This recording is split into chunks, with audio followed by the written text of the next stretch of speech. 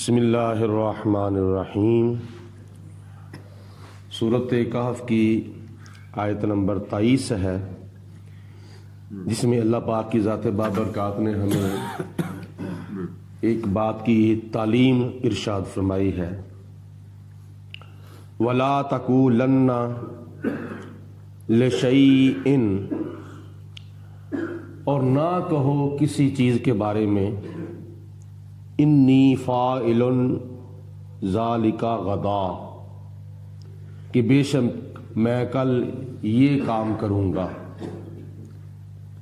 کسی چیز کے بارے میں بات کرتے وقت یہ نہ کہو کہ میں کل فلاں کام کروں گا، الا ان یشاء اللہ، مگر یہ کہ اللہ چاہے۔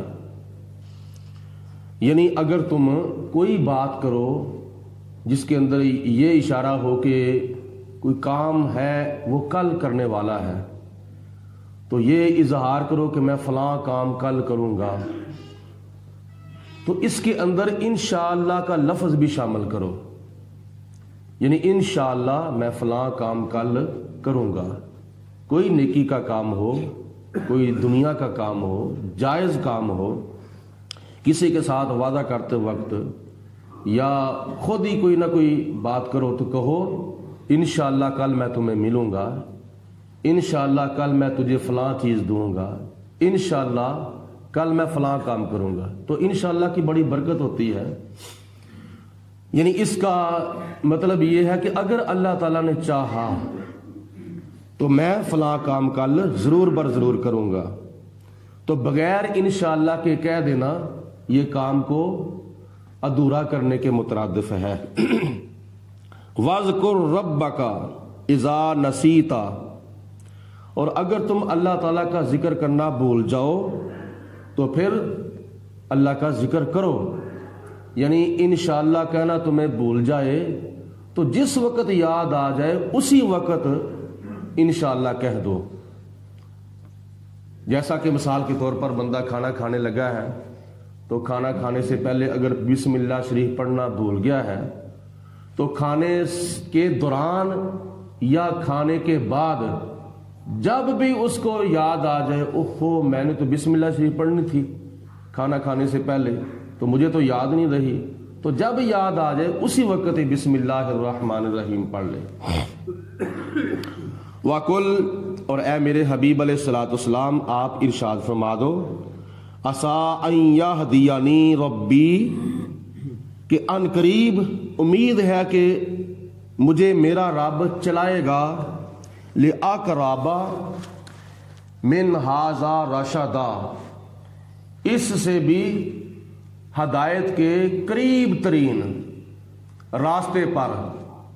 یہ اصل میں بات ہے کہ اہل کتاب نے نبی پاک علیہ الصلوۃ والسلام سے پوچھا تھا روح کے بارے میں، اور دوسرے نمبر پر سوال کیا تھا اصحاب کہف کے بارے میں کہ وہ کیا واقعہ ہے، روح کی کیا حقیقت ہے، اور تیسرے نمبر پر پوچھا تھا حضرت ذوالقرنین کے بارے میں، جو کہ حضرت سلیمان علیہ الصلوۃ والسلام کی طرح پوری دنیا کے بادشاہ ہوئے تھے اور وہ مسلمانوں کے بادشاہ تھے، ان کے بارے میں پوچھا تھا کہ ان کا کیا واقعہ ہے۔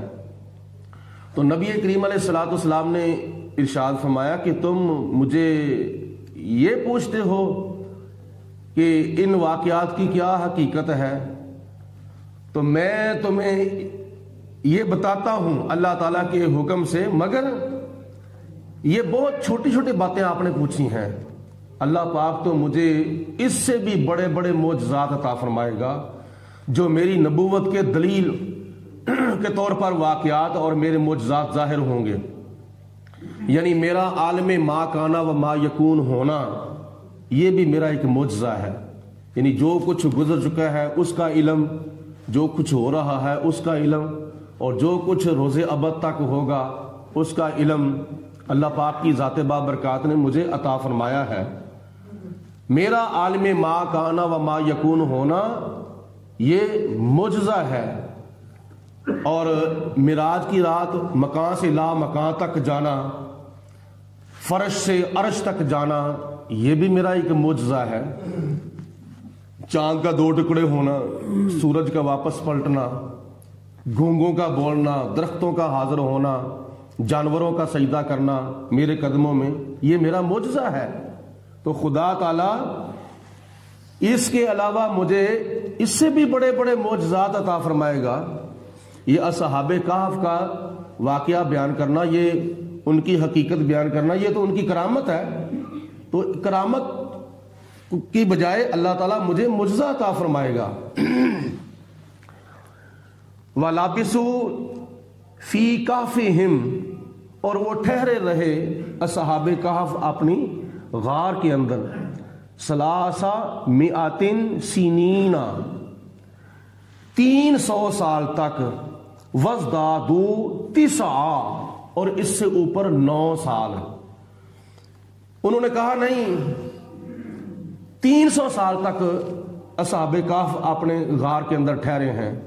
حضور علیہ الصلوۃ والسلام نے فرمایا 309 سال تک۔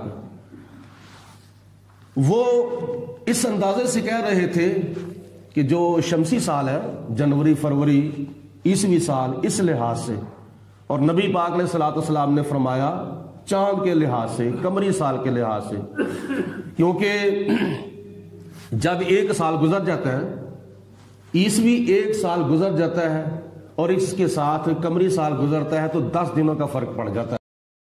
10 دن ہر سال کے ساتھ پیچھے جاتا ہے۔ اسی طرح جب 33 سال گزر جائیں، 33 سال گزر جائیں تو انگریزی سال کا اور قمری سال کا 1 سال کا فرق پڑ جاتا ہے۔ تو جب 100 سال گزر جائیں پھر 3 سال کا فرق پڑ جاتا ہے۔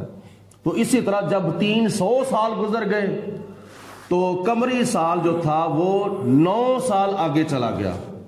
تو نبی پاک علیہ الصلوۃ والسلام نے فرمایا 309 سال تک اصحاب کہف اپنے غار کے اندر ٹھہرے رہے۔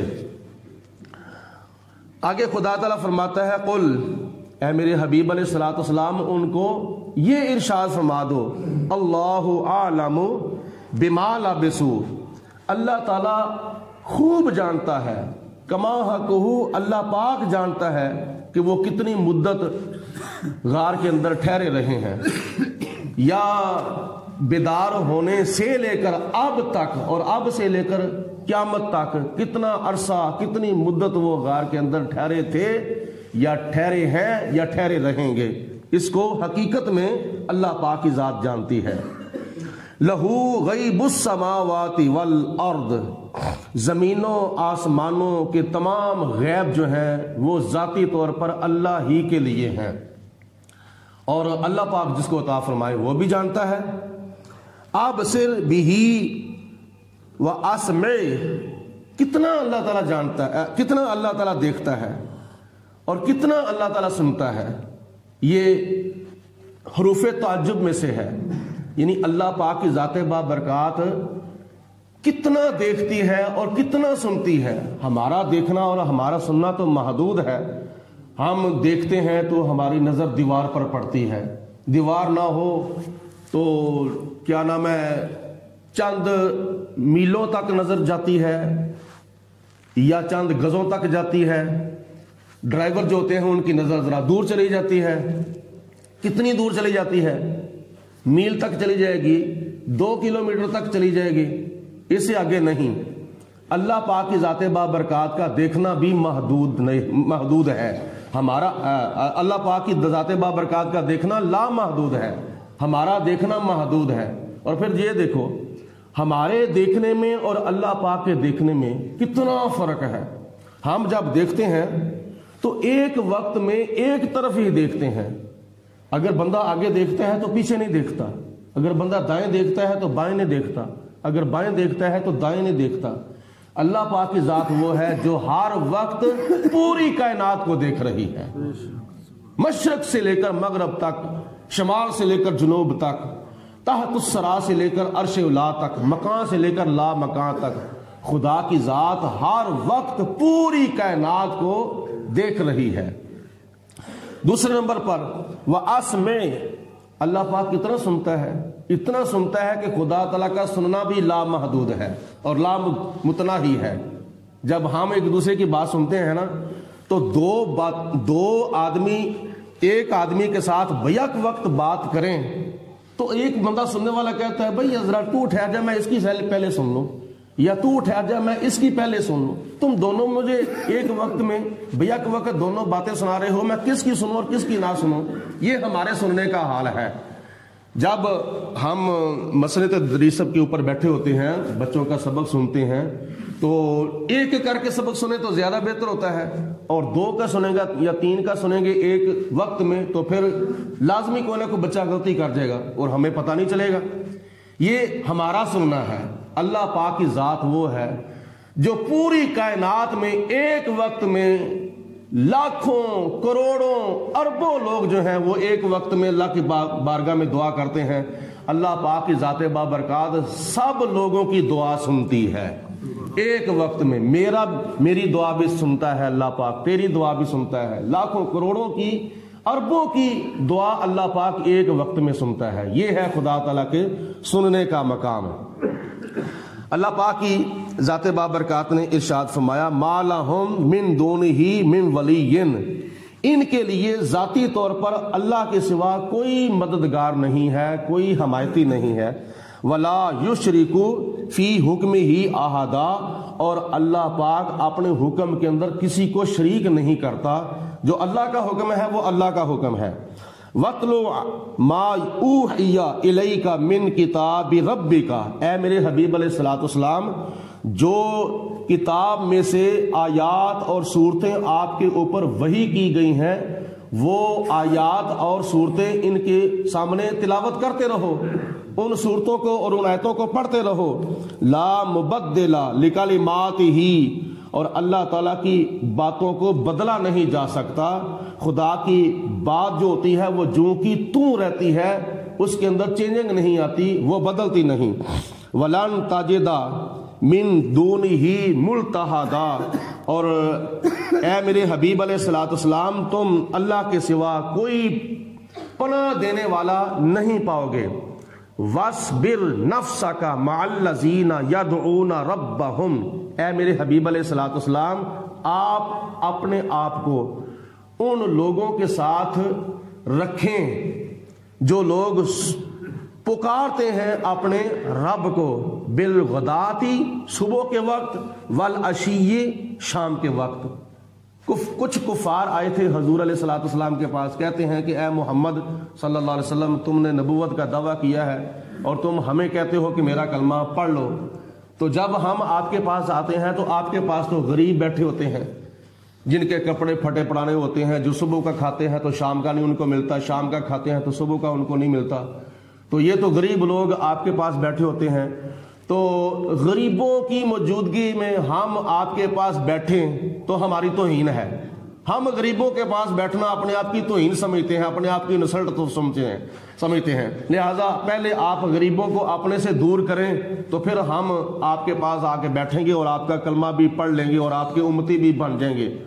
تو نبی کریم علیہ السلام کبھی کبھی یہ خیال فرمایا کرتے تھے کہ چلو یہ امیر لوگ ہیں اور ان کے آنے کی وجہ سے اور بھی لوگ آ جائیں گے تو کلمہ پڑھ لیں گے, تو کلمہ پڑھنے والوں کی تعداد میں اور اضافہ ہو جائے گا.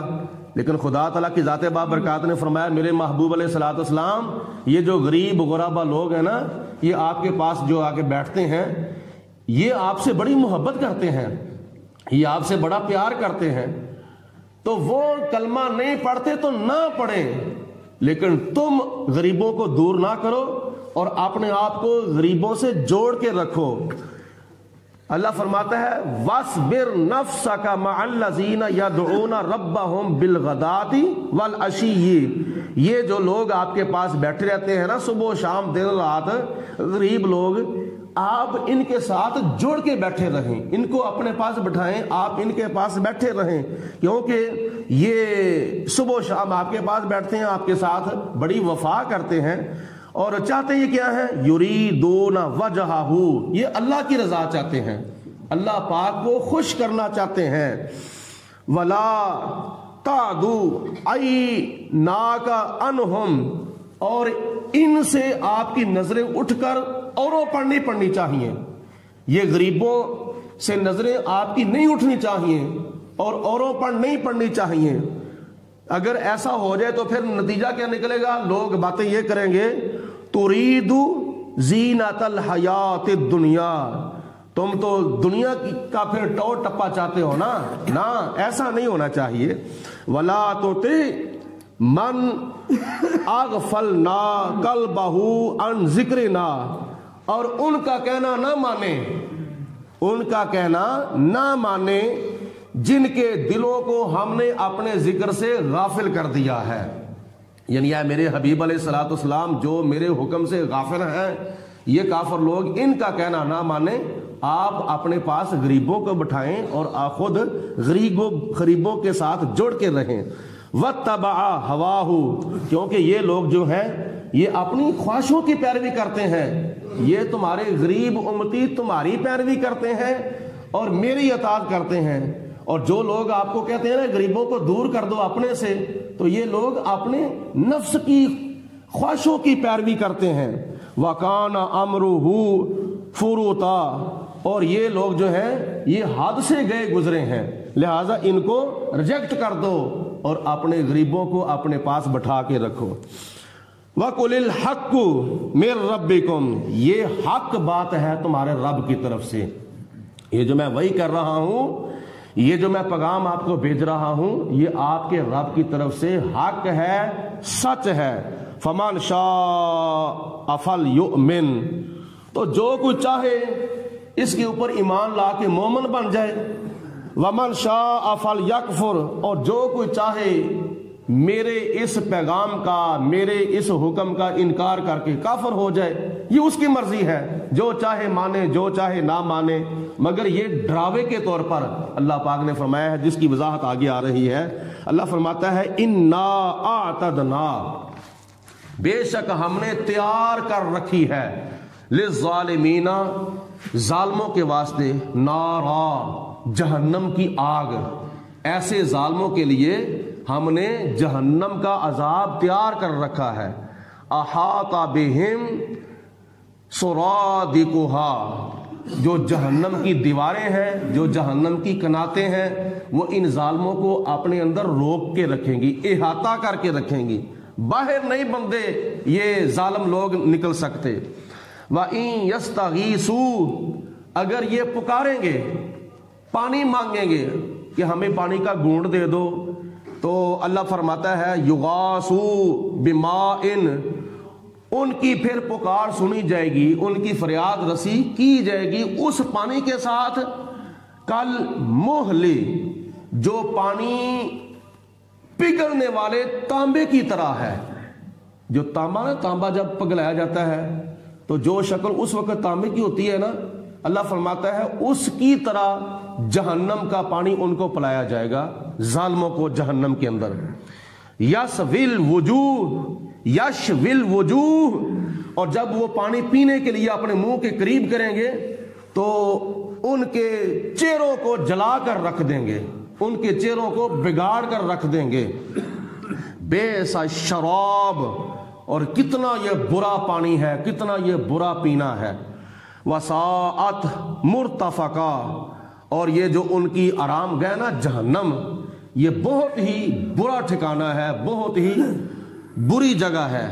ان الذین، بے شک جو لوگ آمنوا، ایمان لائے ہیں، وعملوا الصالحات، اور جنہوں نے ایمان لانے کے بعد نیک اعمال کیے، یعنی فرائض و واجبات ادا کیے، کلمہ پڑھا تو کلمے کے تقاضے بھی پورے کیے. انا لا نضیع اجر من احسن عملا، بے شک ہم نیک عمل کرنے والوں کا تو عمل ضائع نہیں کریں گے، اور دوسرے نمبر پر ان کو نیک عمل کرنے کی احسن اور بہتر اور سونی اور پیاری جزا عطا فرمائیں گے. اولئک، یہ لوگ وہ ہیں، لہم جنات عدن، یعنی یہ لوگ وہ ہیں جن کے لیے ہمیشہ کی جنت ہے.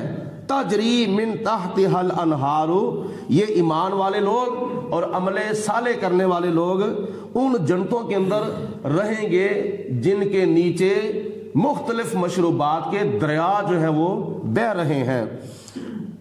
یحلون فیہا من اساور من ذہب، اور ان کو جنت کے اندر سونے کے کنگن پہنائے جائیں گے. ان جنتیوں کو جنت کے اندر سونے کے کنگن پہنائے جائیں گے. اور یہ یاد رکھیں کہ سونا جو ہے یہ جنت کے اندر مردوں کو پہنایا جائے گا. کون؟ جو جنت کے اندر مرد جائیں گے. دنیا کے اندر نبی کریم علیہ الصلوۃ والسلام نے ارشاد فرمایا سونا میری امت کے مردوں کے لیے اور ریشم میری امت کے مردوں کے لیے حرام قرار دیا گیا ہے، اور میری امت کی عورتوں کے لیے ریشم بھی حلال ہے اور سونا بھی حلال ہے. یعنی سونے کے زیورات جو ہیں یہ عورتیں پہن سکتی ہیں، ریشمی لباس عورتیں پہن سکتی ہیں. مردوں کے لیے یہ دونوں چیزیں نبی پاک علیہ الصلوۃ والسلام نے حرام فرمائی ہیں. رہی بات پھر جنت کے اندر کیوں پہنائے جائیں گے سونے کے کنگن، تو اس کی وجہ یہ ہے کہ دنیا جو ہے یہ دارالعمل ہے اور آخرت جو ہے یہ دارالجزا ہے. تو دنیا جو دارالعمل ہے جس کے اندر ہم نے عمل کرنا ہے، تو اس لیے اس کے اندر سونا جو ہے یہ مردوں کے لیے حرام ہے، ریشمی لباس پہننا بھی مردوں کے لیے حرام ہے. تو جنت کے اندر اس لیے یہ سونے کے کنگن پہنائے جائیں گے جنتی مردوں کو، اس لیے کہ آخرت جو ہے وہ دارالجزا ہے. جنت کے اندر تو جزا ملے گی، جنت کے اندر کوئی عمل نہیں کرنا پڑے گا. آگے خدا فرماتا ہے وَيَلْبَسُونَ ثِيَابًا خُضْرًا. دوسرے نمبر پر جنت کے اندر جب وہ جائیں گے نا تو ان کو جنت کے اندر سبز لباس پہنایا جائے گا. جنتیوں کو جنت کے اندر سبز رنگ کا لباس پہنایا جائے گا. من سندوسن، جو باریک ریشمی لباس ہوگا، واستبرقن، اور موٹا ریشمی لباس ہوگا. سندس کا معنی ہے ریشمی لباس مگر باریک، اور استبرق کا معنی ہے لباس جنتی لباس یعنی ریشمی لباس یعنی موٹا لباس. تو یہ ریشمی لباس مردوں کو اور عورتوں کو جنت کے اندر پہنایا جائے گا. اس کے علاوہ کیا انعام ملے گا؟ متکئین فیہا علی الارائک، وہ جنتی لوگ جنت کے اندر تختوں کے اوپر بیٹھے ہوئے ہوں گے اور ان کے پیچھے تکیے ہوں گے، اپنے اپنے تختوں کے اوپر اور تکیے لگا کے بیٹھے ہوئے ہوں گے بڑے روب اور دبدبے کے ساتھ. نعم الثواب، یہ بہت ہی اچھا ثواب ہوگا، بہت ہی اچھا اجر ہوگا. وحسنت مرتفقا، اور یہ بہت ہی اچھا ٹھکانہ ہوگا، بہت ہی اچھی جگہ ہوگی. جہنمیوں کے لیے کیا فرمایا؟ ساعت مرتفقا، ان کے لیے بہت ہی برا ٹھکانہ ہوگا.